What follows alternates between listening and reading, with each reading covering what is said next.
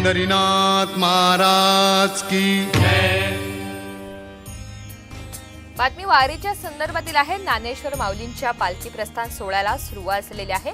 माऊलींच्या आषाढी वारी सोहळ्यामध्ये सहभागी होणाऱ्या मानाच्या 56 दिंड्या संजीवन समाधी मंदिराच्या परिसरात दाखल होऊन रिंगण सोहळ्याला सुद्धा सुरुवात झालेली आहे। 2 ते 2.5 तास हा सोहळा संजीवन समाधी मंदिर परिसरात रंगतो। मानाच्या दिंड्यामधील वारकरी भक्ती तल्लीन होऊन माऊलींच्या पालखी सोहळ्या प्रस्थानाचे साक्षीदार बनत असतात।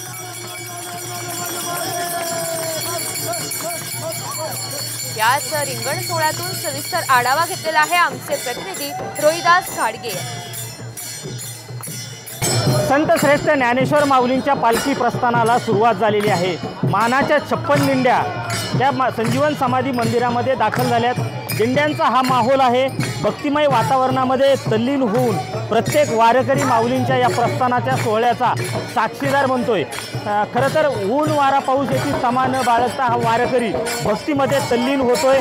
माऊलींचा हा सोहळा नयनरम्य व्हावा, भक्तीमध्ये तल्लीन होत जाऊन हा वारकरी माऊलींच्या या सोहळ्याचं एक वैभवशाली सोहळा बनवण्यासाठी प्रयत्न करतोय। माऊली, खरं तर आज हा उत्साह सुरू झालाय, काय भावना आहेत?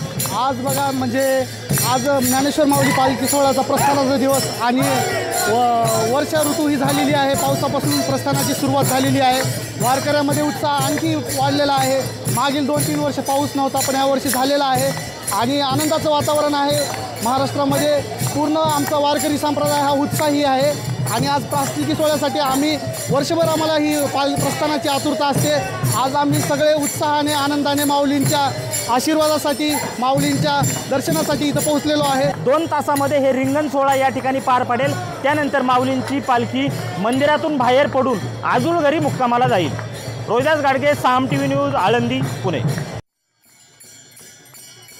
सोहळ्यामध्ये आपण पाहतोय या मानाच्या दिंड्या सुद्धा सहभागी झालेल्या आहेत। माऊलींच्या आषाढी वारी सोहळ्यात सहभागी होणाऱ्या मानाच्या 56 दिंड्या संजीवन समाधी मंदिराच्या परिसरात दाखल झालेल्या असून आता रिंगण सोहळ्याला सुरुवात झाली आहे आणि याचीच काही ड्रोन दृश्य आता साम टीव्हीच्या प्रेक्षकांसाठी आम्ही घेऊन आलेलो आहोत।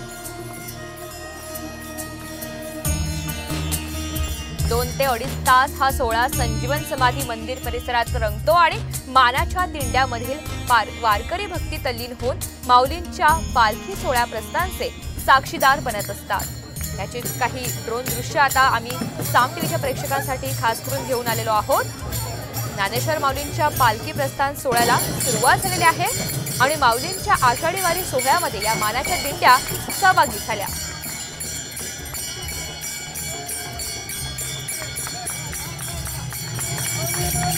रिंगण सोहळ्याची ही 2 खास दृश्य, पालखीचं प्रस्थान सध्याची ही लाईव्ह दृश्य आहे आणि दुसरीकडे वारीची ड्रोन दृश्य सुद्धा साम टीव्हीच्या प्रेक्षकांसाठी। आषाढी वारी सोहळ्यामध्ये सहभागी होणाऱ्या मानाच्या 56 दिंड्या संजीवन समाधी मंदिरा परिसरामध्ये सध्या दाखल झालेल्या असून या रिंगण सोहळ्याला आता प्रारंभ झालेला आहे।